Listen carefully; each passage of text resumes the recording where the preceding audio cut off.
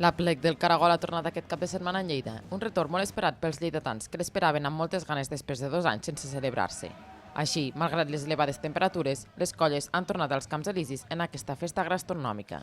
A veure, Lleida sense l'aplec no és Lleida. Nosaltres, a veure, és una penya que ja té 33 anys, moltes ganes. Bueno, la calor, com podràs veure, aquí tenim aigüeres, tenim mangueres i tenim pistoles i ens mullem. I si no, doncs, bueno, la cerveseta i la Coca-Cola. Més de 12 tones. Aquest és el càlcul que ha fet la Federació de Colles del total de caragols que es consumiran, en un cap de setmana que s'ha iniciat amb el caragolasso de divendres i que els més de 13.000 penyistes seguiran celebrant fins diumenge al vespre.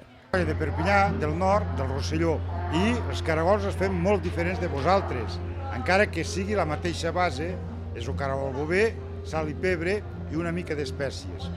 I la particularitat és que no el fem a la llauna o a la paella, els fem amb una graella. Fa anys que venim aquí a l'aplec i cada any tornem i esperem tornar molts anys que ens viguem, perquè el caragol, l'avantatge és que el caragol, menjant caragols, som cada cop més jovens. L'aplec ha tingut també un moment emotiu amb l'ofrena floral que s'ha dut a terme en memòria dels collistes desapareguts.